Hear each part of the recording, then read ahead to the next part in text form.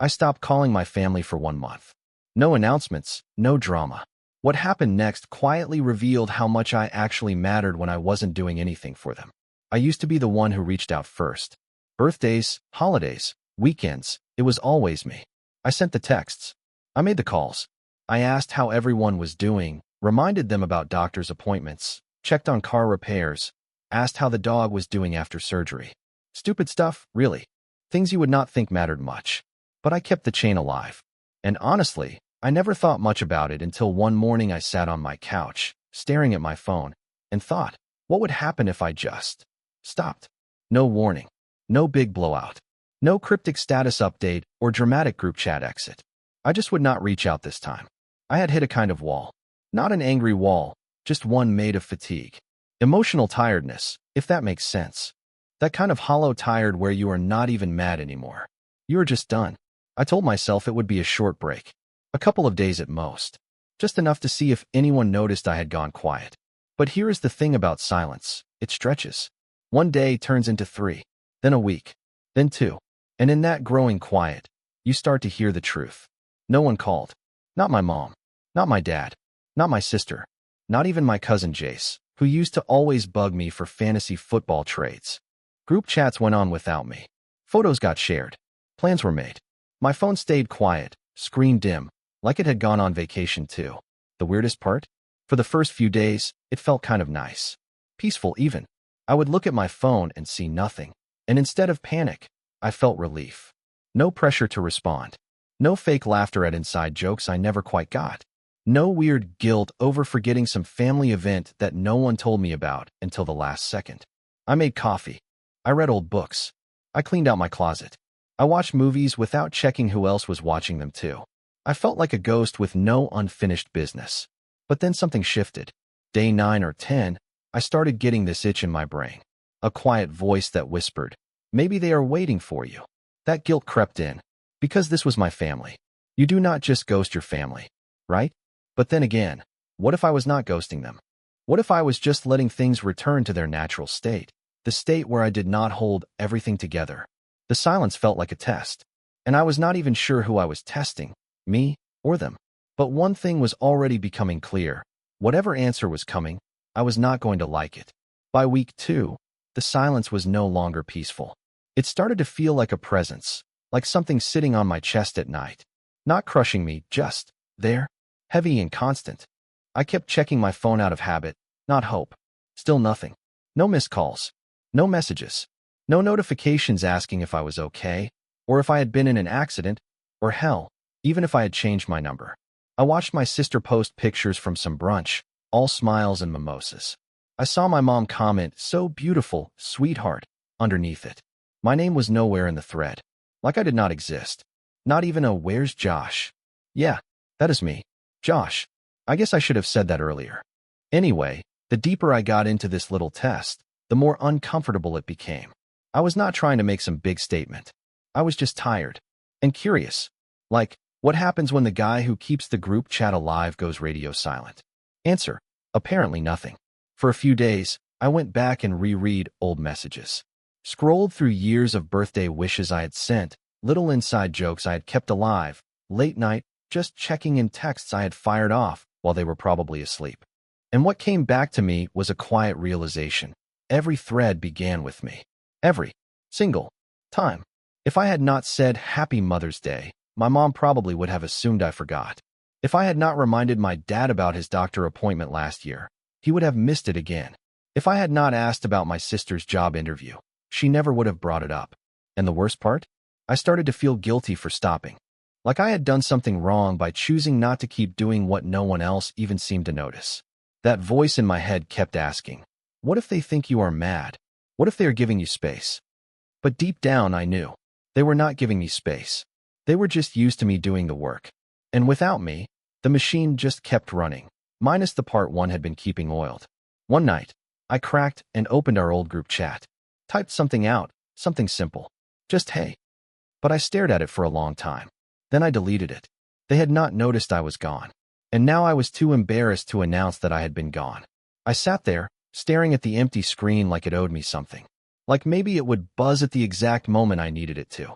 But no, still nothing. And that is when I realized something that made my stomach twist. This was not just a test. This was a mirror. And what it showed me was a version of my family I had never wanted to believe existed.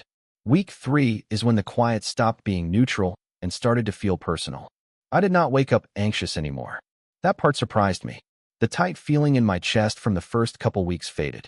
In its place was something colder, clearer, like my emotions had stopped arguing with each other and finally picked a side. I was not worried anymore. I was observing. That is a dangerous place to be with your own family. I started noticing things I had ignored for years. How every relationship I had with them worked because I kept it moving. Like one of those old airport walkways. As long as you stayed on it, you got somewhere. The second you stepped off, everything stopped. On Tuesday, I ran into my neighbor Mark while taking the trash out. He asked how my parents were doing. I told him they were fine. It came out automatically, like muscle memory. Then he said something strange. He mentioned my dad had posted about being at the hospital earlier in the month. Just a quick update. Nothing dramatic. That stopped me cold. I smiled and nodded like I already knew, but my brain was racing. I went back inside and looked it up. Sure enough, there it was. A photo of a hospital wristband. A caption about just a precaution. Comments full of concern and prayers. I was not tagged. Not messaged. Not called. Apparently my dad had a scare. Nothing major, according to the comments. But enough that people noticed. Everyone except me. That should have hurt more than it did. Instead, it clicked something into place. If I had been the one in the hospital, I knew exactly what would have happened. I would have still texted first. Still reassured everyone. Still minimized it so no one had to worry. Because that was my role. The stabilizer. The low-maintenance one. The one who did not need checking on because I never let myself need it. That night, I sat on my couch thinking about all the times I had told myself, they just are not good with emotions, or they show love differently. Or my personal favorite, they know I am fine. What I really meant was, I made it easy for them not to try. That realization hit harder than anger ever could. And here is the twist I did not expect. I did not feel sad. I felt relieved. Like I had finally stopped auditioning for a role I was never going to be promoted in. Like I had stepped out of a loop that kept resetting every time I tried harder. I slept better that week than I had in years. But then, near the end of the month, my phone finally buzzed. Not with concern. Not with curiosity. Not with anything emotional at all. It was a short message. Casual. Almost cheerful. A reminder about an upcoming family thing. Logistics. Time and place. Like I had just been on vacation instead of completely absent. No, are you okay? No, we have not heard from you. Just an assumption that I would show up. Like always. I stared at that message for a long time, realizing something unsettling. They did not miss me. They missed my function. And I had not yet decided what I was going to do with that truth. I did not respond to the message. I read it, sure. Twice. Maybe 3 times, just to be certain I was not missing anything beneath the surface. Maybe there was a hidden, "How have you been?" buried in the lines. A subtle reach, even. Nope. It was a group message from my mom. Family dinner on the 12th, 5 p.m. At our place. No punctuation. Just like always. Like I was some extension of the calendar app. Like all that quiet, 3 weeks of it, meant nothing. I waited 2 hours before closing the thread. I never replied. And that was when the test really ended. You would think silence is loudest at night, but for me, it was the following afternoon. I was making coffee, same as always.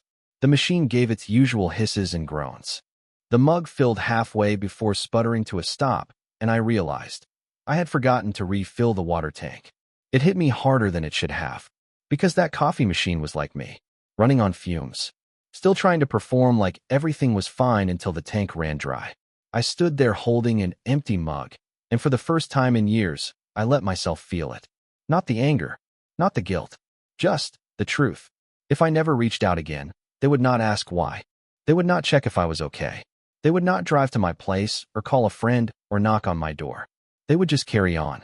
They would eat dinner and laugh at things I would not be there to hear. They would pass photos around the table, ones I was not in, while saying things like, "Josh must be busy," or worse, "That is just how he is."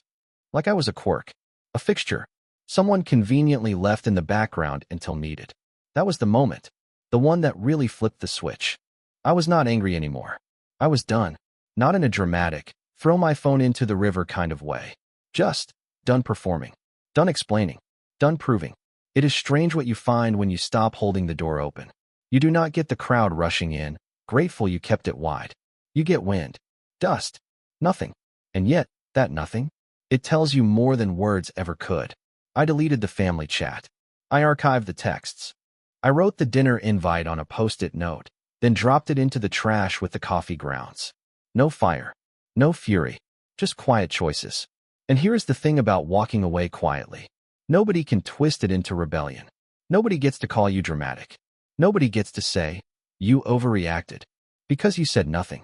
You just stopped showing up. And that speaks volumes. By week 4, I had fully settled into the quiet. Not in a lonely way. More like someone who had stepped off a treadmill after years of running and was finally catching his breath. I was not expecting anything. Not texts. Not calls. Not even that forced "how's work" message I used to get out of nowhere. So when I pulled into my dad's driveway that Sunday afternoon, it was not to reconnect. It was to return a drill I had borrowed 6 months ago. The battery pack was dying, and I had finally replaced it myself. No big moment. Just a drop-off. The plan was simple. Leave it on the porch, text a heads up, drive away. But old habits die hard. I found myself walking up the steps slower than usual, thinking maybe, just maybe, someone would hear me. That maybe my dad would open the door and say, "Hey, where have you been?" In that rough voice of his, like he could not admit he missed me without turning it into a question. But the door stayed closed. No footsteps. No voices. Just the faint hum of a TV inside. I set the drill down, took a step back, and waited. 1 beat. 2. Nothing. So I pulled out my phone and typed the most neutral thing I could think of. Left your drill on the porch. Before I hit send, I noticed something. My name was not saved in his contacts anymore. Just the number. That one shook me a little. I opened the thread to see if I had somehow changed it. But no.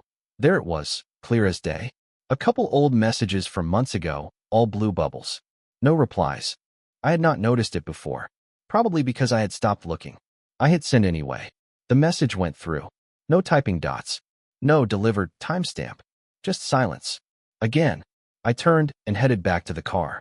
As I was opening the door, I heard a voice, my sister's voice, coming from the side gate. I froze. She was laughing.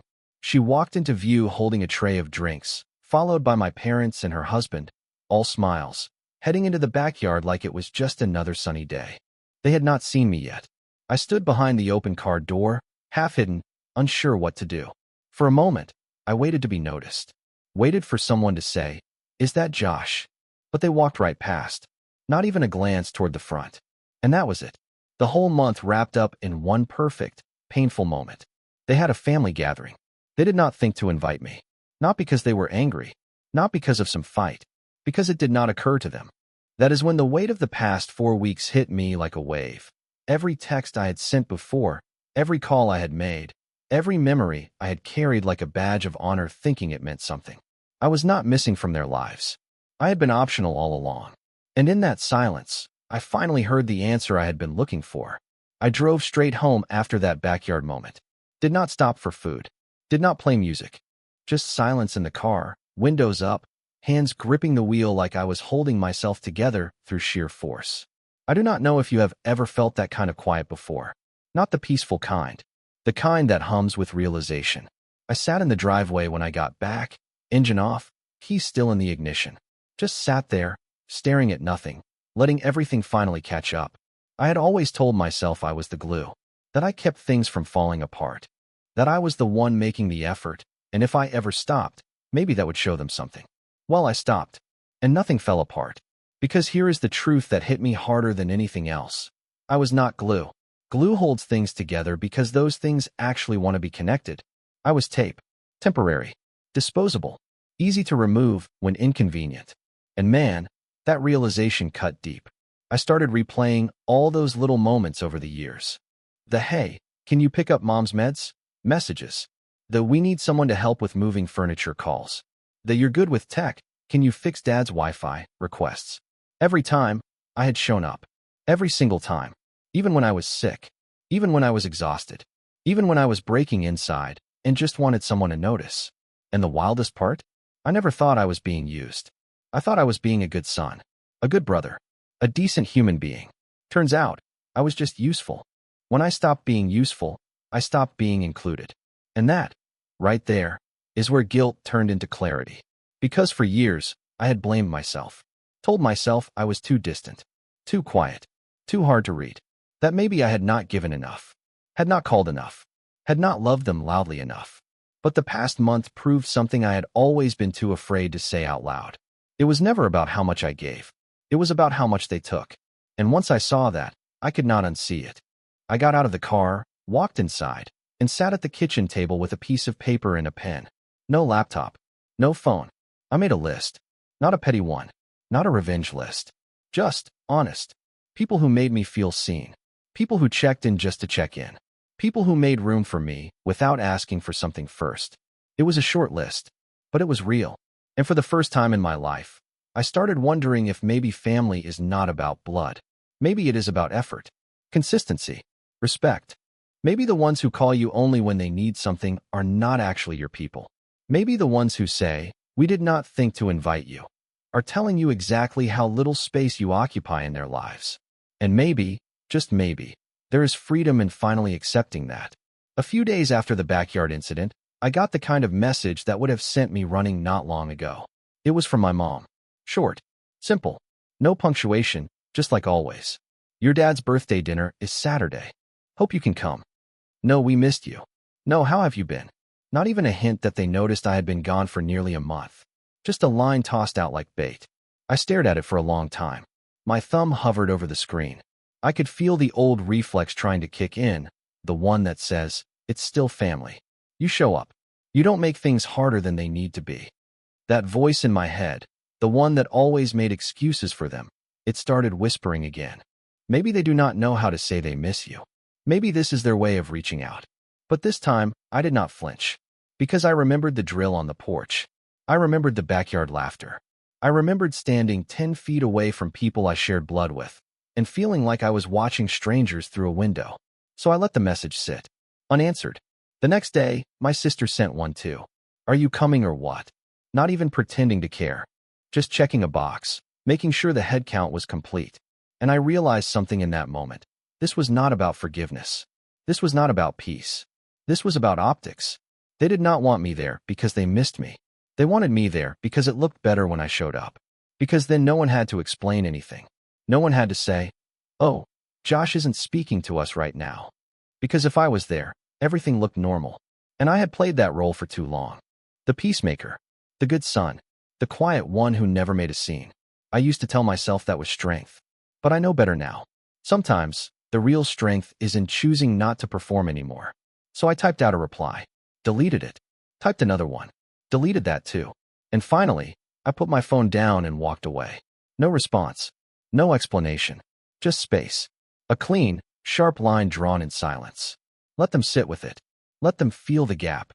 If they ever ask why, really ask, not just out of politeness, I will tell them. But not now.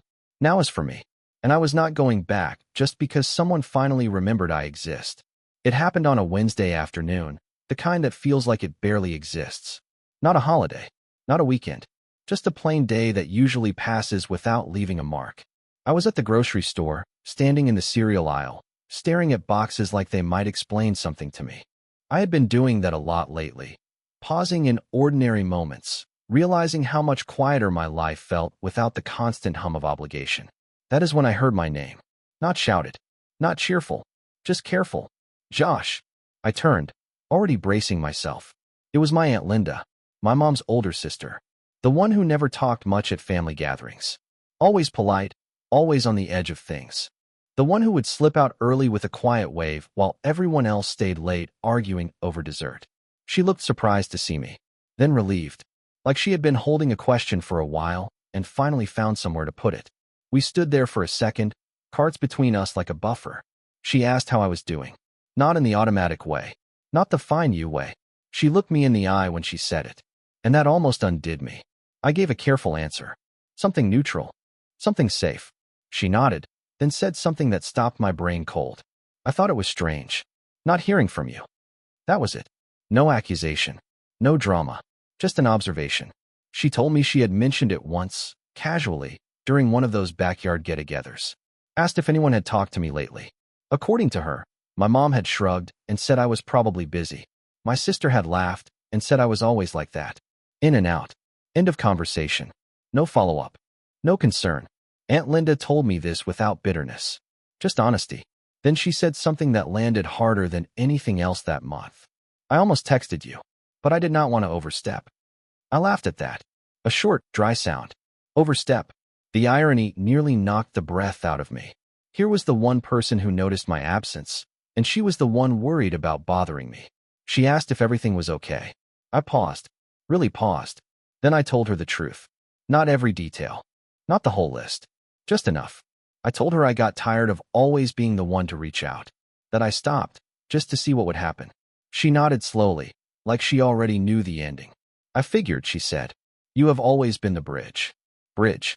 That word stuck with me. Because bridges get walked on. Used. Taken for granted. And nobody notices them unless they collapse. She told me something else before we parted.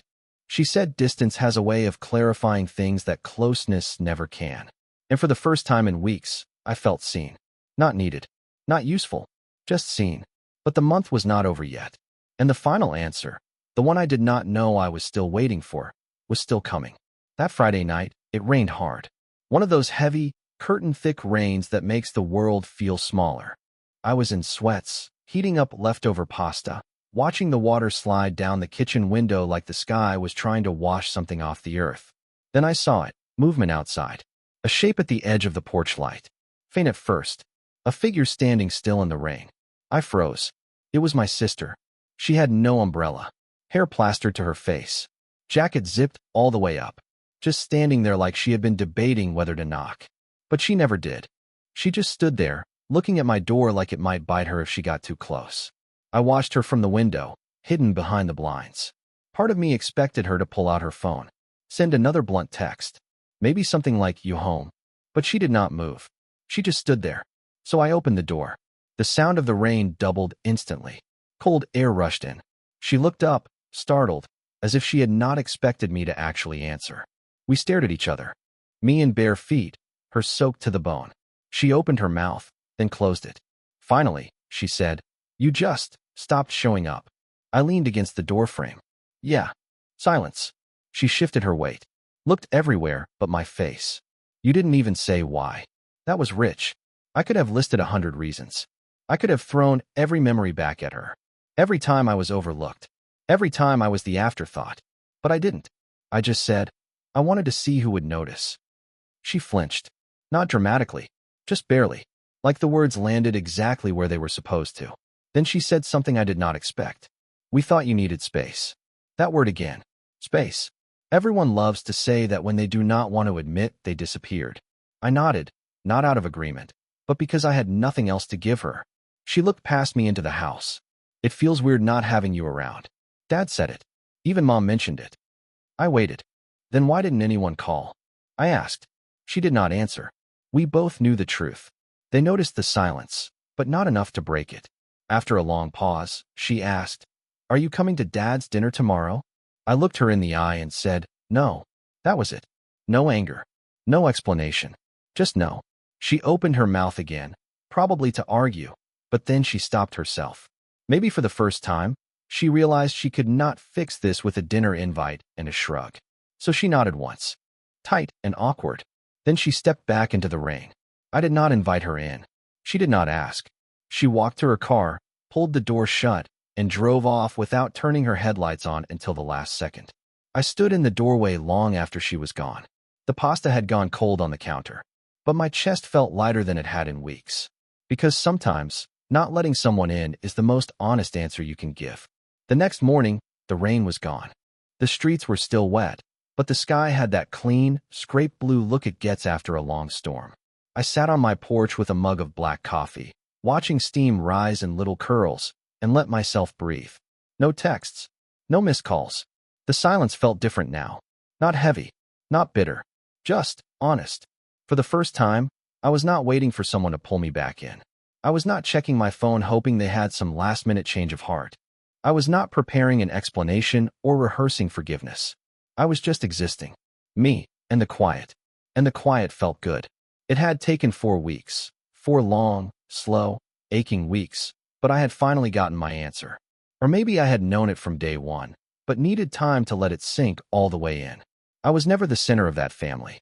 I was the connector, the facilitator, the unpaid emotional laborer who sent birthday reminders, smoothed out arguments, kept the chain from breaking. And the second I let go, the chain did not snap. It simply drooped and kept moving without me. There was something freeing in that. Heartbreaking, sure, but also liberating. They had not rejected me. They just had never truly seen me. Not as a person with his own needs, just as the one who handled theirs. And now? Now I saw it clearly. Distance did not create this truth. It revealed it. It peeled away all the polite excuses and made space for the real story to come through. The one I had been afraid to tell myself. The one where I was not the problem. I was just the only one still trying. That morning, I took my phone, opened the group chat thread again. The one I had archived weeks ago. And I deleted it. Not in anger. Not in spite. Just with peace. Because I had finally learned something no amount of closeness had ever taught me. The people who truly care will notice when you are gone. The rest? They only miss what you do for them, not who you are. So I finished my coffee, went inside, and started my day. No guilt, no apology, just self-respect, quiet, and truth.